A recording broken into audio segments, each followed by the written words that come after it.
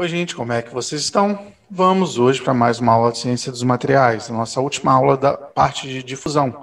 Hoje a gente vai ver a parte de difusão em contornos de grãos e superfícies livres. Vamos lá?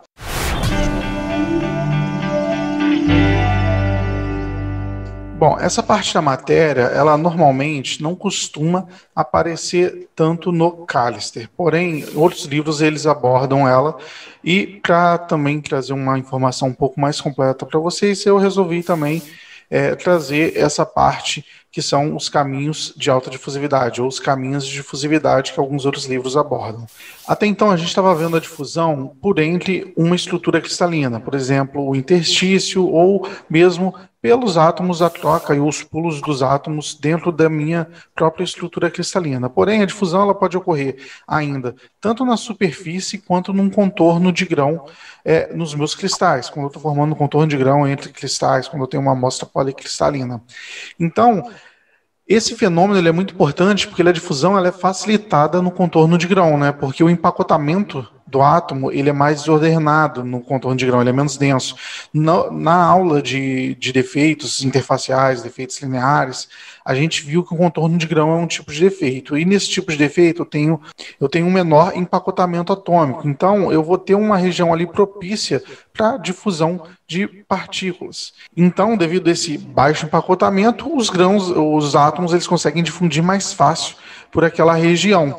Então, eu tenho uma energia de ativação mais baixa para aquela região, que eu posso ver até aqui, ó, nessa minha tabelinha. Essa minha tabelinha, ela mostra exatamente o meu tipo de difusão, aqui é por superfície, aqui é o contorno de grão, e aqui é o por volume, e ele mostra qual que é a minha difusividade e minha energia de ativação. A gente pode ver aqui que a minha energia de ativação, esse aqui é para o caso do tório e tungstênio, mas a gente sempre vê um padrão que a minha energia de ativação para o caso da volumétrica, a volumétrica que a gente já vinha vendo, ela é sempre maior do que a pelo contorno de grão, que é maior do que pela superfície do da minha estrutura. E aqui, ó, eu estou vendo ainda que a minha superfície ela é ainda mais fácil porque ainda há menos restrição de difusão nos átomos da superfície. Porém, a gente não vai se importar tanto com essa parte da difusão na superfície, uma vez que os principais processos que a gente está vendo, eles vão ocorrer devido à difusão pelo volume e pelos contornos de grão. Assim, então, gente, eu tenho essas duas equações que são exatamente umas equações desse tipo de Arrhenius, que a gente já tinha visto para difusão nas aulas anteriores, porém eu vou ter um dB e eu vou ter um ds. O meu B aqui é de boundary, de difusão pelos contornos de grão, e o meu S é pela superfície. A fórmula vai ser bem parecida, só vai mudar os meus coeficientes. E aqui eu tenho uma relação entre qual difusão ocorre com maior facilidade. A minha maior difusão, que eu tenho a maior taxa de difusão para o mesmo par, é óbvio, é a minha difusão de superfície, depois a difusão no contorno de grão e depois a minha difusão volumétrica. Bom, agora a gente vai fazer algumas observações sobre esse processo de difusão. Aqui já é o que eu já havia citado para vocês, né, que o contorno de grão, a difusão no contorno de grão, ele é mais interessante para a gente, por quê? Porque quando eu estou trabalhando com um material policristalino, eu vou ter uma área de contorno de grão enorme, porque meus grãos são muito pequenos, e quanto menor o meu contorno menor meu grão, maior vai ser a quantidade de contorno de grão que eu vou obter. Dessa forma, a difusão no contorno de grão ela pode influenciar mais o meu processo difusional do que a minha difusão por superfície. E quando eu estou avaliando a difusão de um material, um metal policristalino, normalmente os metais eles são policristalinos, dificilmente a gente vai trabalhar com um metal monocristalino, e o efeito da difusão, ele normalmente ele considera tanto o efeito da difusão volumétrica quanto o efeito da difusão pelo contorno de grão. Ele é, na verdade, um intermédio entre esses dois. Aqui nessa imagem, a gente já consegue ver isso. Ó. Esse meu gráfico, ele mostra exatamente aqui a minha difusividade e aqui a minha temperatura, o inverso da minha temperatura. Esses aqui são os gráficos que a gente vê a curva de difusividade pela temperatura para um material. Essa curva aqui, que é o meu dz, ele é exatamente a minha difusividade volumétrica e esse meu dB aqui é a minha difusividade pelo contorno de grão. A gente já consegue ver que a minha difusividade no contorno de grão ela é muito mais elevada. Olha aqui, ela está nessa parte superior do gráfico. enquanto porque a gente vai aqui para um pequeno, para temperaturas relativamente baixas, a gente tem uma difusividade relativamente alta, enquanto aqui, para temperaturas também da mesma faixa, a gente tem uma difusividade muito menor. E esse aqui, a gente está avaliando cada difusividade separada. Uma outra questão importante da gente avaliar aqui também é que a minha difusão volumétrica, que é essa curva aqui, ó, ela é mais sensível para a temperatura, porque olha a inclinação da curva. Essa inclinação ela é maior do que essa inclinação aqui. O que isso significa? Que nessa curva, quando eu vario uma quantidade de temperatura, eu saio de uma difusão que era menor para uma difusão muito, muito maior. Enquanto nessa curva aqui, quando eu vario a mesma temperatura, se eu variar aqui 100 graus, a diferença na minha difusão ela não vai ser tão grande. Isso significa que a minha difusão volumétrica ela vai ser mais sensível a altas temperaturas, ao efeito da temperatura, enquanto a minha difusão por contorno de grão não será tanto. Aqui no final das contas eu vou ter um efeito que é uma mistura desses dois efeitos. Eu não vou ter ou um ou outro. A minha difusividade, na verdade, eu vou ter uma difusividade AP aqui, que é uma difusividade aparente, que ela é uma mescla da minha difusividade pelo contorno de grão e a difusividade volumétrica. Então, aqui normalmente em altas temperaturas, como a minha difusividade volumétrica ela é mais sensível a altas temperaturas, o meu material vai tender a se comportar igual uma difusividade volumétrica puramente, porque ele vai, digamos assim, que ele vai governar o processo difusional. Já nas menores temperaturas, quem vai governar ou quem vai influenciar mais vai ser a minha difusividade pelo contorno de grão, que vai ser exatamente a minha curva aqui, que ela está se desviando da curva que deveria ser se ela fosse só uma difusividade volumétrica. Então, gente, aqui eu botei só em texto, né, que a difusão, né, numa amostra policristalina, ela não pode ser descrita como uma simples soma de difusão pelos cristais ao longo dos contornos. O que a gente está vendo aqui, ele não está só somando, ele é exatamente um efeito conjunto, tanto do volume quanto do contorno de grão. E, por fim, quanto menor o tamanho de grão, maior será a área total de contorno de grão disponível para a difusão de contorno e, portanto, maior será a importância dos contornos do processo de fusão. O que está dizendo esse parágrafo aqui? Ele está dizendo que se eu quero ter mais efeito da difusão por contorno de grão, eu vou preferir fazer um material, um metal, que ele tenha um tamanho de grão menor, porque eu vou ter um maior número de contorno de grão, vou ter uma maior área de contorno de grão, logo o efeito da difusão pelo contorno de grão vai ser mais pronunciado. Aqui eu tenho exatamente um esquema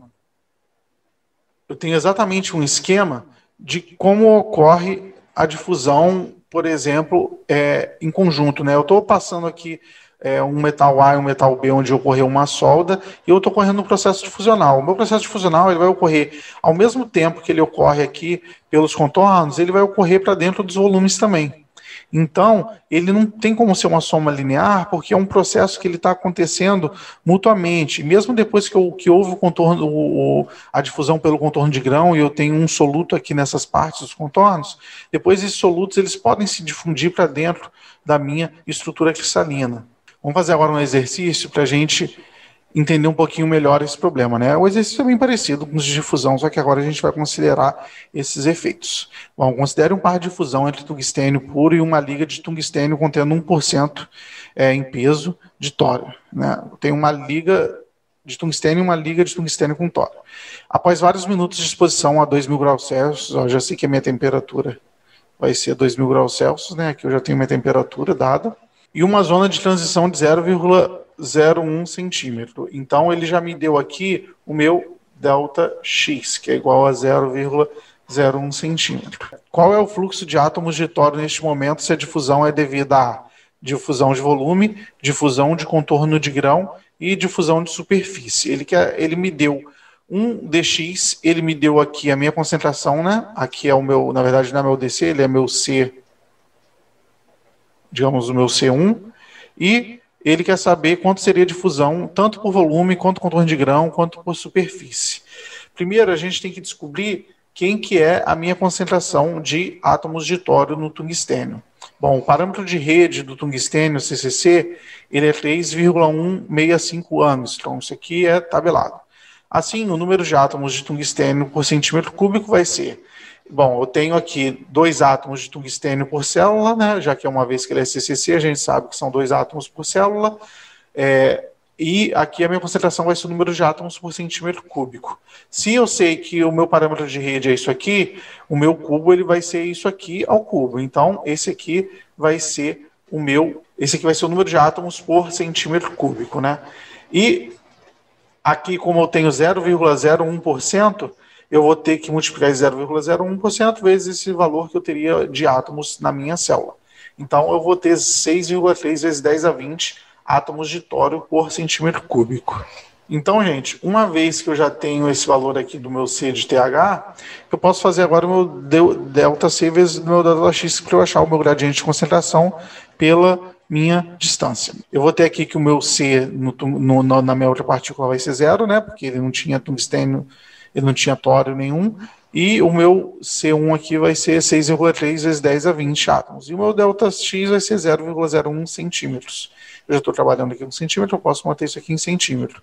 Eu vou achar aqui uma concentração de menos 6,3 vezes 10 a 22 átomos de tório por centímetro a quarta, né? Então eu vou aplicar aqui a minha equaçãozinha da difusividade, né? Para eu descobrir o meu fluxo da difusão, o J menos D ΔC ΔX, e para eu achar aqui, primeiro ele pediu para a difusão de volume. Para a minha difusão de volume, quem que vai ser o meu fluxo? O meu fluxo vai ser aqui o meu D0, que isso aqui é tabelado, hein, gente? Esse D0 aqui, o meu D0 para o volume é tabelado, o meu Q também para o volume é tabelado, e eu vou ter aqui a minha temperatura. Eles estão todos trabalhando na mesma temperatura, né? Então, eu vou descobrir que esse aqui é o meu D para aquela temperatura e para aquele sistema, para aquele modo de difusão.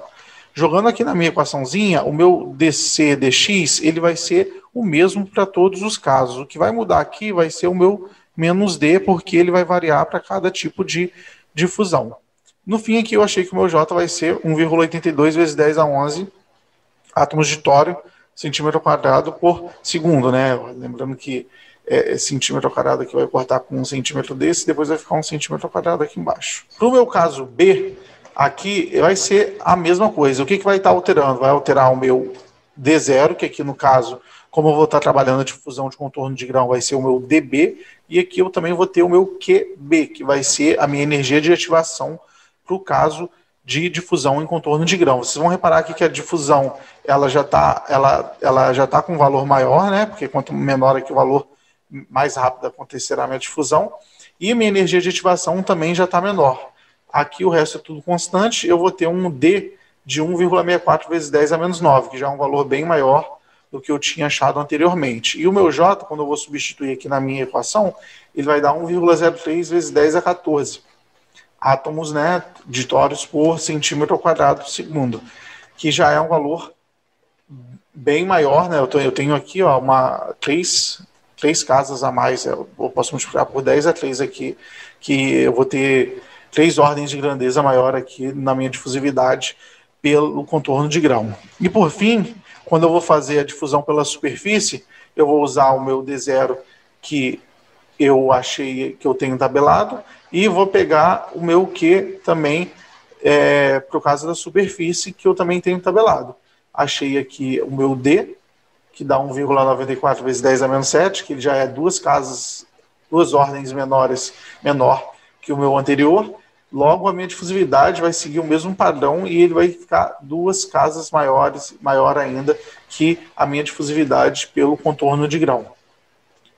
Aqui ó, a gente vai ver que já são 5 ordens de grandeza de diferença da difusão volumérica para a difusão de superfície.